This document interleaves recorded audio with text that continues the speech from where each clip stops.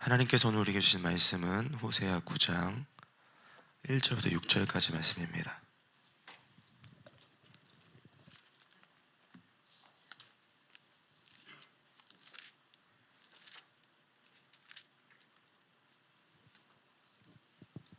호세아 9장 1절부터 6절까지 말씀 우리 한 절씩 교독하시고 6절 말씀은 함께 읽겠습니다. 1절 제가 먼저 읽겠습니다. 이스라엘아, 너는 이방 사람처럼 기뻐 뛰놀지 말라. 내가 음행하여 내 하나님을 떠나고 각 타작마당에서 음행의 값을 좋아하였느니라. 타작마당에나 술틀이 그들을 기르지 못할 것이며 새 포도주도 떨어질 것이요, 그들은 여호와의 땅에 거주하지 못하며 에브라임은 애굽으로 다시 가고 앗수르에서 더러운 것을 먹을 것이니라. 그들은 여호와께 포도주를 부어 드리지 못하며 여호와께서 기뻐하시는 바도 되지 못할 것이라. 그들의 재물은 애곡하는 자의 떡과 같아서 그들을 먹는 자는 더러워지나니 그들의 떡은 자기의 먹기에만 소용될 뿐이라. 여호와의 집에 드릴 것이 아님이니라. 너희는 명절날과 여호와의 절기의 날에 무엇을 하겠느냐? 보라, 그들이 멸망을 피하여 갈지라도 애굽은 그들을 모으고 노은 그들을 장사하리니 그들의 은은 귀한 것이나 찔레가 덮을 것이요 그들의 장막 안에는 가시덩굴이 터지리라. 아멘. 그 아내가 결혼 전 배우자를 놓고 기도했는데 하나님께서 기도 제목대로 100% 꼭 맞는 사람을 보내주셨다고 했습니다. 의아해 하실지도 모르지만 저예요. 저입니다. 근데 이제 두고두고 후회하는 것 중 하나가 배우자 그 기도 리스트 중에 유머를 빼먹은 게 두고두고 후회라고 하더라고요. 하나님께서 얼마나 완벽하신지 재미가 1도 없는 남자를 주셨다고 종종 푸념합니다. 저는 이제 웃음을 공부해야, 연구를 해야 되는 사람이에요. 그래서 막 이 성경을 깊이 파고드는 것만큼 우리 성도님들의 마음을 어떻게 풀어드릴지 얼마나 공부하는지 모릅니다. 제가 잘 보는 영상 중에 하나가 김창호 교수님의 그 강의도 듣곤 하는데 뭐 따라 해보려고 해도 잘 안 되더라고요. 포인트가 어딘지를 잘 모르겠더라고요. 그래서 계속 이렇게 공부를 하는데 하나님의 말씀이 때론 감동이 되고 깨달음도 있고 믿음의 결단도 하지만 하나님의 말씀이 즐거워야 된다는 생각도 저는 갖고 있습니다. 왜냐하면 예배는 구약적으로 축제거든요. 절기 축제인데 그 말씀과 또 찬양과 또 은혜가 기쁨으로 다가왔으면 좋겠다 하는 마음이 저의 안에 있습니다. 이런 마음이 하나님으로부터 온 것이라면 하나님은 여러분이 즐겁기를 바라시지 않겠습니까? 성경에 기뻐하라 즐거워하라는 명령이 수두룩하죠. 또 근심하지 말라, 애통하지 말라, 두려워하지 말라 하고 격려하시는 것은 저와 여러분이 담대하고 평안하기를 바라시는 하나님의 마음이지 않겠습니까? 오늘 주제는 기쁨입니다. 본문은 호세아 선지자를 통해 하나님께서 북이스라엘에게 전해주신 말씀, 메시지를 기록한 내용인데 9장에 보면 1절부터 1절에 이스라엘의 기쁨과 4절에 하나님의 기쁨이 대조되고 있습니다. 여기서 이스라엘의 기쁨을 통상 쾌락이라고 제가 지칭을 하겠습니다. 우리가 느끼는 기분 좋은 감정들이 있잖아요. 언제 좋으세요? 그런 감정들이 둘 중에 하나라는 겁니다. 세속적인 쾌락이거나 하나님의 기쁨이거나. 근데 이 둘을 구분하기가 굉장히 어렵죠. 가령 예수님은 마가복음 8장에 떡을 떼어 배부르게 하실 만큼 음식으로 만족하게 하십니다. 또 반대로 잠언 23장에 보면은 먹을 것으로 자기 만족을 태우는 식탐을 또 경계하죠. 모호해요, 이 경계가. 그리고 바울은 빌립보서에서 돈을 받고 주님이 모든 것을 주셨다고 기뻐하는데 예수님은 부자가 천국에 들어가는 것이 또 어렵다고 하시죠. 이런 모호한 경계 사이에서 저는 오늘 말씀을 통해 참된 기쁨이 무엇인지를 함께 좀 찾아보고자 합니다. 본문의 배경은 추수의 현장입니다. 그때나 지금이나 땀 흘려서 수고한 노동의 결실을 갖는다는 것은 너무나 신명나는 일이죠. 잔치가 막 벌어진 겁니다. 추수의 현장에서. 그때 이제 호세아 선지자가 아마 그때 말씀을 전한 것 같아요. 오늘 본문은 선포하죠. 1절에 보면 이스라엘아 너는 이방 사람처럼 기뻐 뛰놀지 말라. 내가 음행하여 내 하나님을 떠나고 각 타작마당에서 음행의 값을 좋아하였느니라. 막 즐거워하고 있는 이스라엘 사람들이 그 말을 듣고 막 벙찌지 않았겠습니까? 그럼에도 호세아 선지자는 이제 멈출 생각이 없습니다. 쭉 말씀해 보면 1절에서 기뻐 뛰놀던 이스라엘 백성들은 2절에 곡식이 부족하고 포도주가 떨어질 것이고 3절에 애굽으로 다시 가고 아수르의 포로로 끌려가게 될 것이며 4절에 하나님이 기뻐하시는 제사도 드리지 못하고 5절 명절과 절기에 아무것도 할 수 없으며 6절에 백성들이 도망가도 잡혀가게 될 것이다 라고 예언합니다. 본문의 구조를 잘 보면 1절은 현재 시제고 2절부터 6절까지는 미래 시제로 되어 있습니다.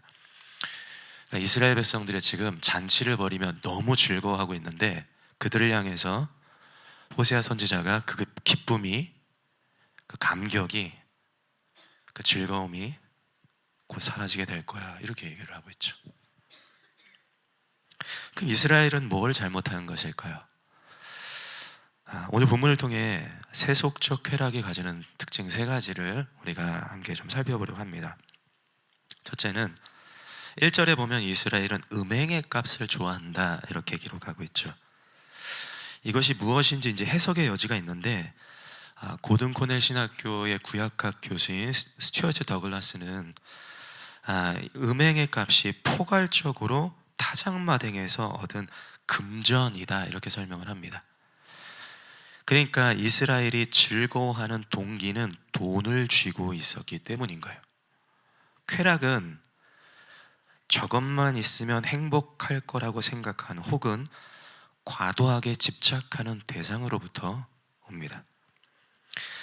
에리 프롬은 소유냐 존재냐에서 이를 열거하는데요. 제가 그대로 읽어드리겠습니다.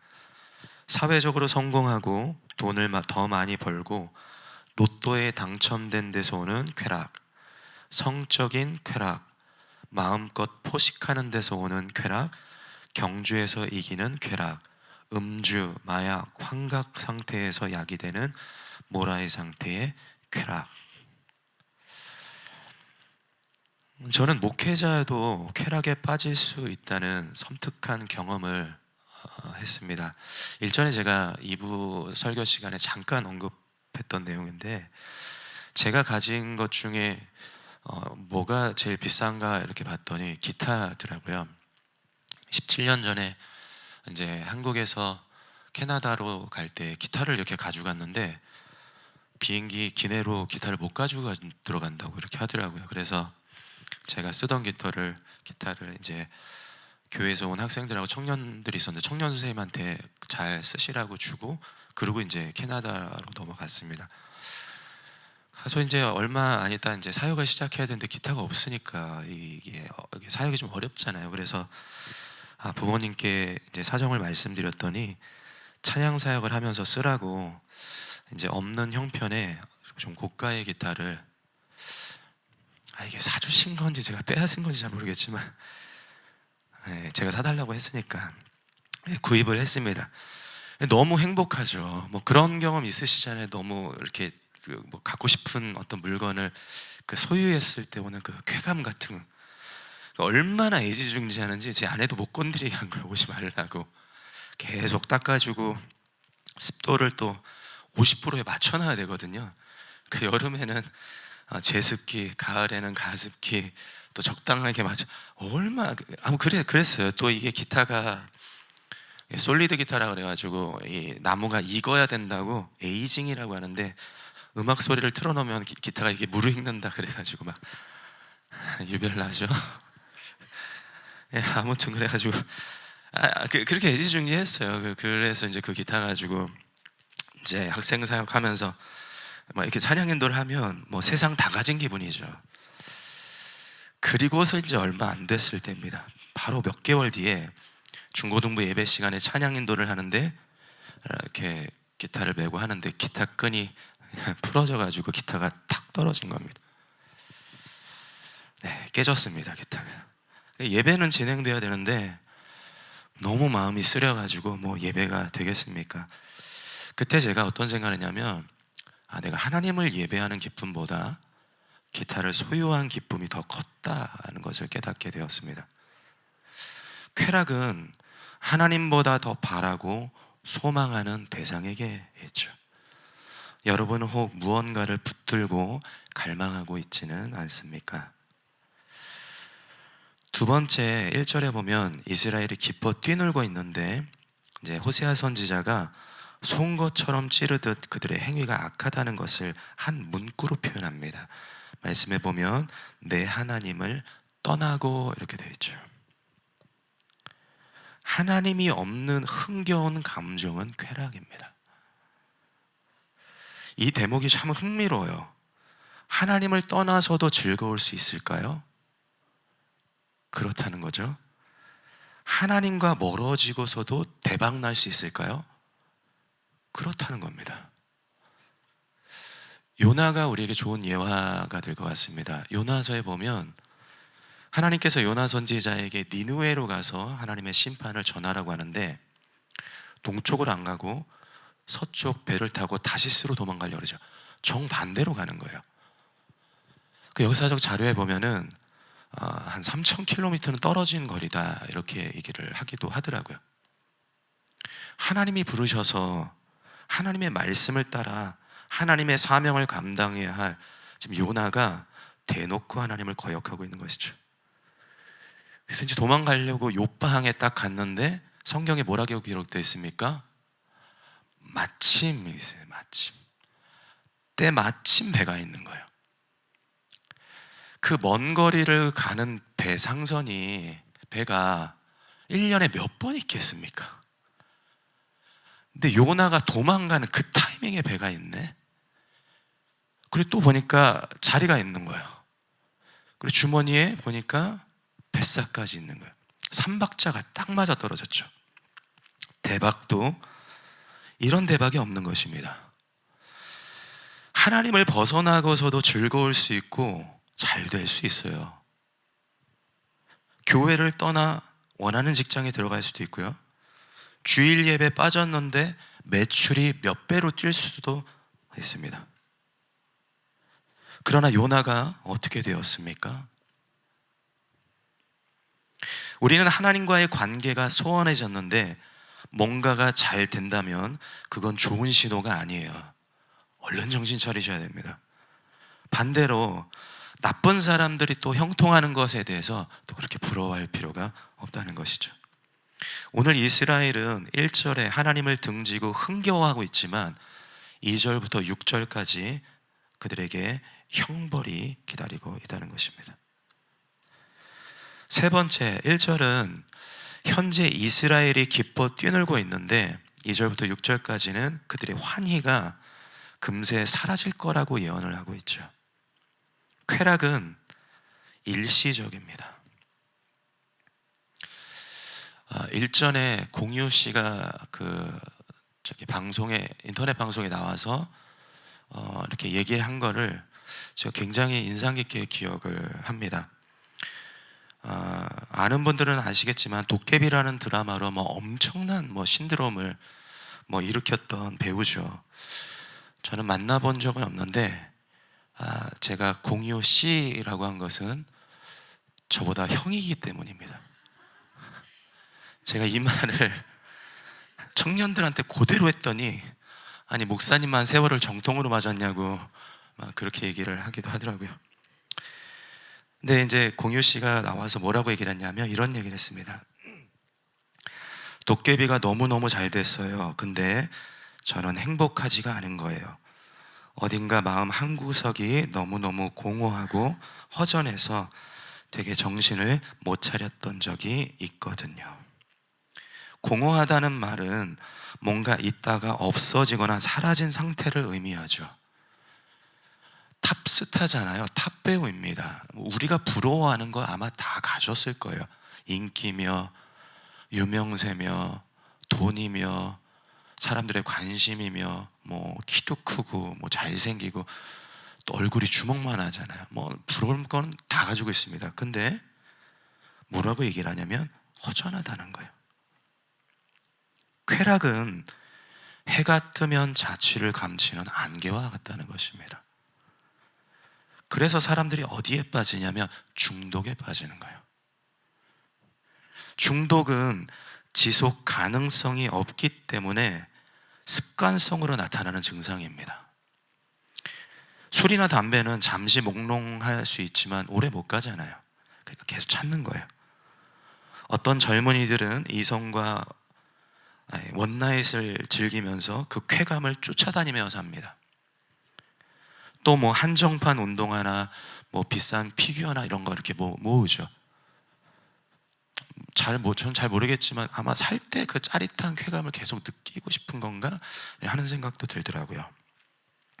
SNS에 뭐 좋아요, 하루 일과를 망칠 정도로 주식에 몰두하거나 뭐 게임을 하거나 이런 것들이 우리를 계속 그 짧은 순간에 팍 치고 올라오는 그 감정을 자꾸 느끼게끔 우리가 그걸 찾는다는 것이죠.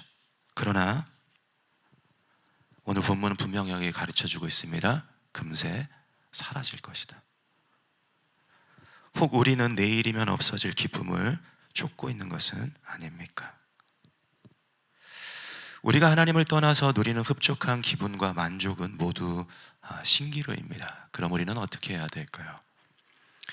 오늘 본문에서 이스라엘이 하나님의 임재 안에서 즐거워할 수 있는 기쁨, 오늘 본문은 1절에 이스라엘 쾌락, 기쁨과 4절에 하나님의 마르지 않는 샘솟는 그 기쁨을 대조하고 있다라고 말씀을 드렸습니다. 근데 4절에 보면 그 기쁨이 어디에서 일어나냐면 이렇게 말씀하죠. 그들은 여호와께 포도주를 부어 드리지 못하며 여호와께서 기뻐하시는 바도 되지 못할 것이라. 여호와께 포도주를 부어 드리지 못한다, 이 표현을 개역 한글에 보면은 하나님께 전제를 드린다, 이 말입니다. 전제가 무엇이냐면 희생 제물이 있는데 그 위에 포도주를 부어서 같이 이렇게 하나님께 올려드리는 제사예요. 포도주는 성경에서 피, 생명을 상징하기 때문에 전제를 드린다는 것은 하나님, 내가 내 마음, 내 헌신, 내 열정, 내 희생, 내 삶까지도 하나님께 드리겠습니다 라는 고백이죠. 하나님께서 이런 전제의 제사를 기뻐하신다 라고 말씀을 하시는데, 이스라엘 백성들은 오늘 본문 이후에 얼마 가지 않아서 지도상에서 이 나라가 사라집니다. 즉 전제를 드리지 못해요. 하나님은 전제를 기뻐하신다라고 말씀하는데 오늘 북이스라엘 백성들은요, 더 이상 하나님께 그 제사를 드리지 못한다는 것이죠. 그렇다면 하나님의 기쁨이 사라진 것일까요?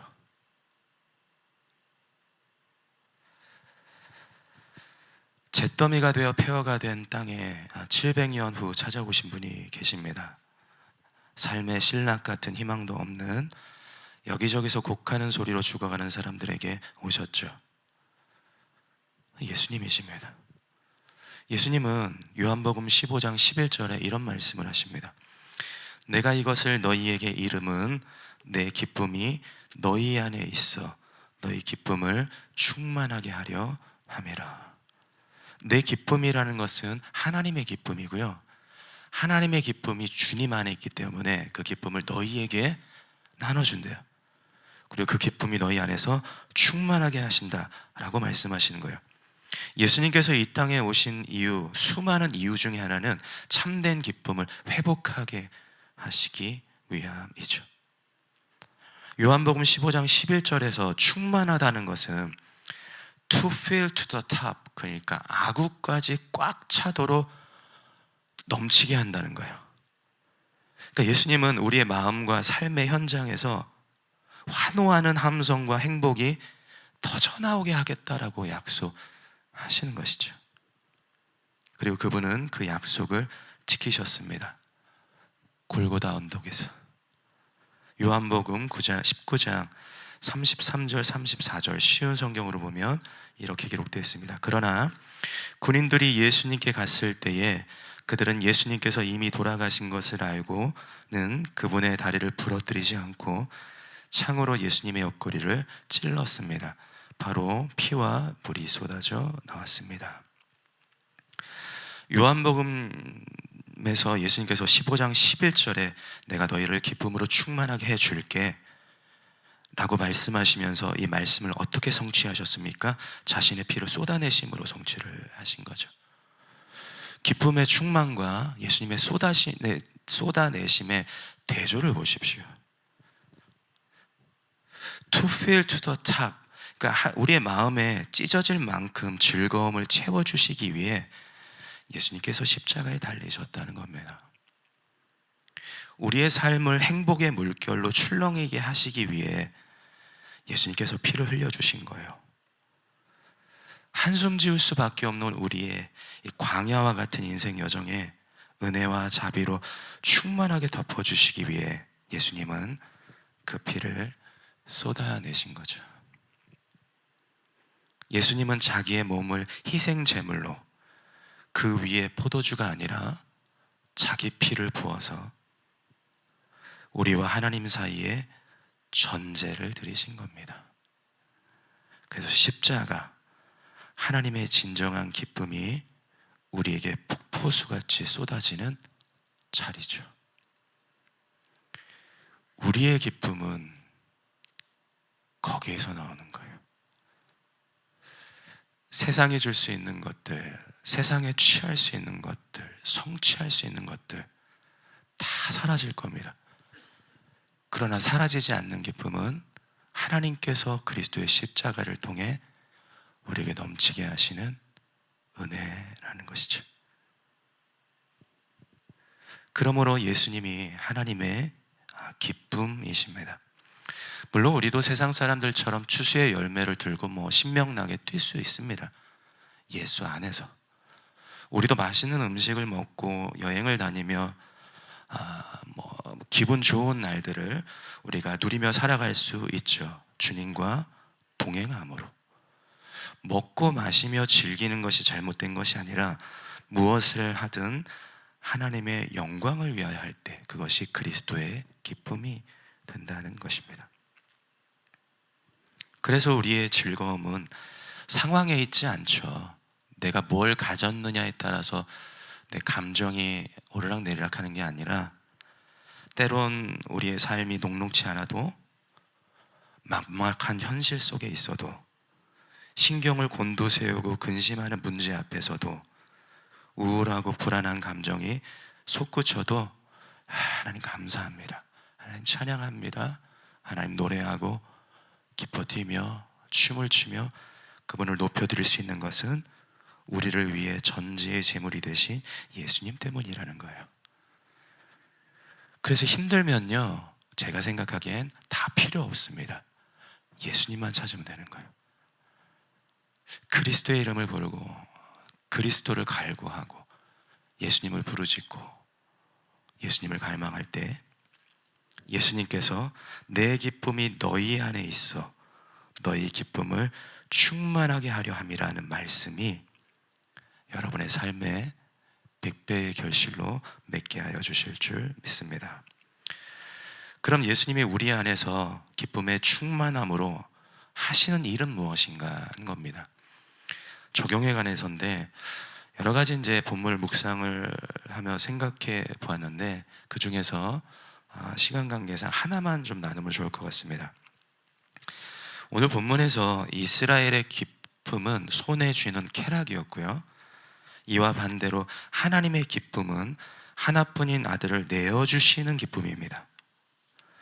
예수님이 우리 안에 계신다면 우리 안에서 이 기쁨이 작용하게 하신다는 거예요. 즉 나누어 줌으로, 베풀므로, 내 것을 건네줌으로 하나님의 기쁨을 누리며 살아가게 한다는 것이죠. 저는 죽어서 행복해하는 분들을 참 많이 봤습니다. 오늘이 비전교회 와서 이것저것 뭐 이렇게 주시면 제가 거절 안 하고 덥석덥석 다 잘 받았는데, 그때 제가 제일 많이 들었던 말이 뭐냐면 감사합니다요. 이게 생각을 해보면 저는 잘 이해가 안 되거든요. 저는요, 애들한테 주면 야 일로 와 고마워해 이렇게 하는데, 주시면서 준비한 모든 것들을 자기의 것을 나누고 자기의 것을 베풀면서 도리어 감사하는 분들이 너무나 많았습니다. 예수님이 하신 거죠.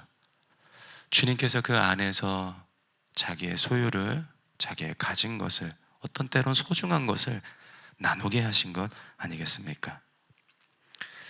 이는 단지 우리가 가진 어떤 물건이나 소유만을 말하지 않습니다. 우리가 집착하는 무엇이든지 간에 그거 놓으셔야 돼요. 어떤 분들은 사람들의 관심과 인기일 수 있습니다.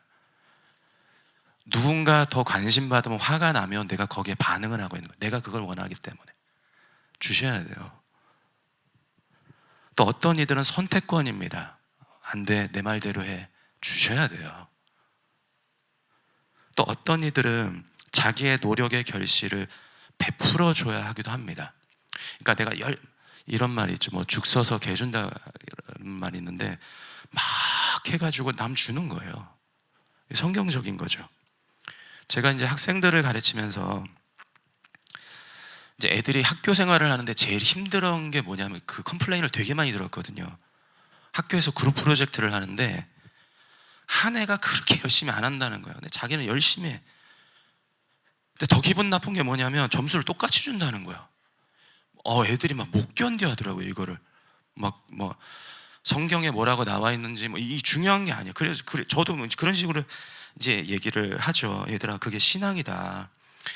크리스천의 자세다. 내 노력이 누군가에게 보상이 되는 거는 하나님 기뻐하시는 거야. 라고 이제 조언을 했는데, 저에게 이제 그런 일이 일어날 줄 몰랐습니다. 이제 오래전에 저는 이제 중고등부, 이제 한어권 중고등부를 담당을 했어요.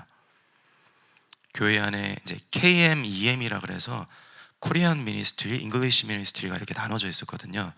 저는 이제 주로 유학원 학생들, 한국말 잘하는 학생들, 그리고 영어권은 이제 2세나 1.5세 이렇게 나눠서 이제 사역을 했습니다.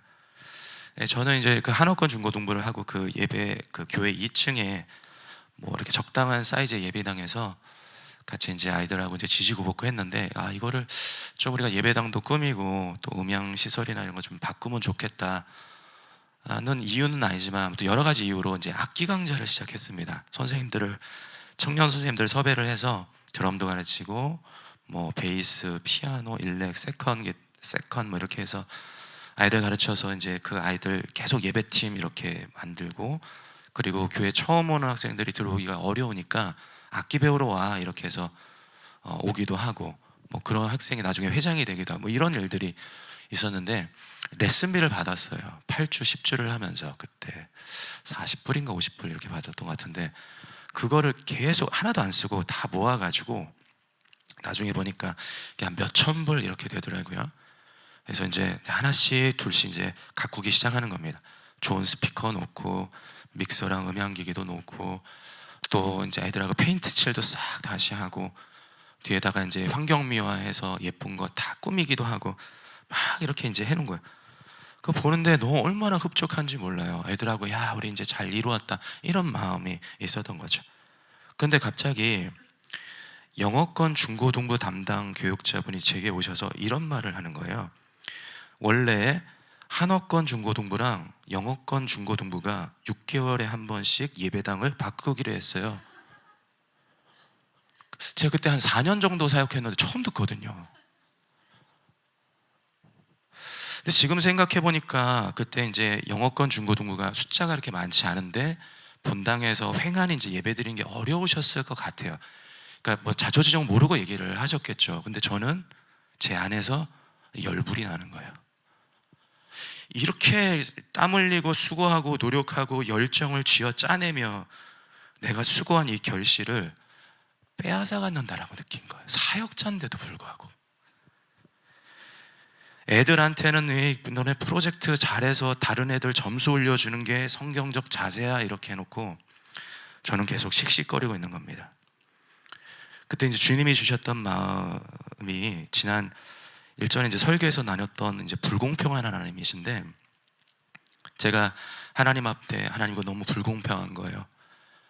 이거는 공정하지가 않습니다. 제가 열심히 한 노력과 수고에 대한 대가는 제가 가져야 돼요. 하나님 그렇게 하시면 안 돼요. 제가 계속 그렇게 따졌는데 하나님께서 이렇게 말씀하시는 거예요. 그래, 너 같은 저는 좀 세게 저한테 이제 얘기를 하시는 것 같아서, 너 같은 인간, 너 같은 죄인을 살리기 위하여 내 전부를 너한테 내어준 거는 공평하니? 이렇게 얘기를 하시더라고요.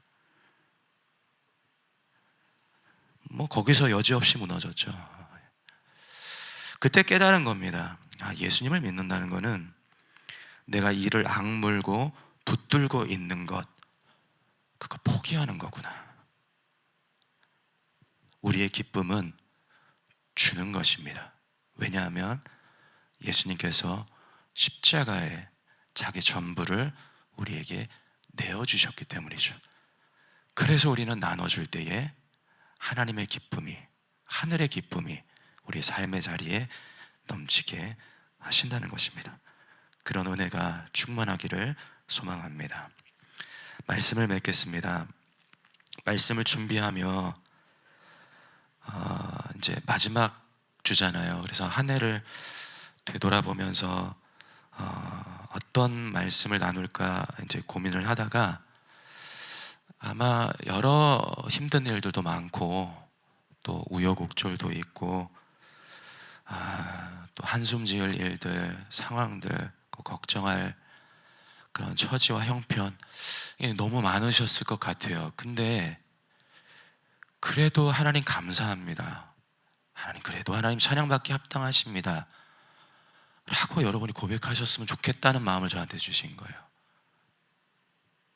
뭔가 뜻대로 일이 잘 풀리고 정말 좋은 일들이 있어서 그런 것이 아니라 여러 문제의 소용돌이가 내 주변 가운데 몰아친다 할지라도 그 한복판에서 우리의 슬픔과 탄식을 기쁨으로 바꾸어 주시는 십자가의 예수님으로 인해 참 감사하다, 참 기쁘다, 그런 고백을 할 수 있기를 바랍니다.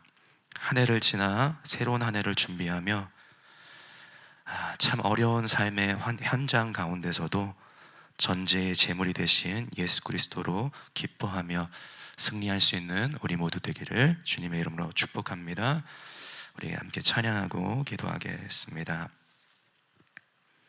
우리 나의 하나님,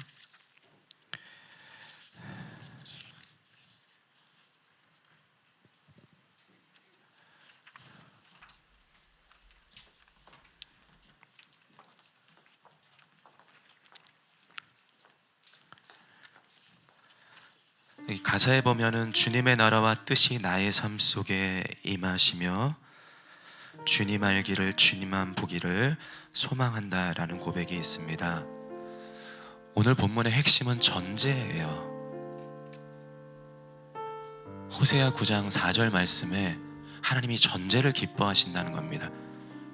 시편 16편 11절에 보면 In your presence, 하나님의 임재 안에 충만한 기쁨이 쏟아진다라고 말씀하는 거예요. 우리가 주님의 십자가 앞에 엎드릴 때 거기서 평강이 나오는 거예요.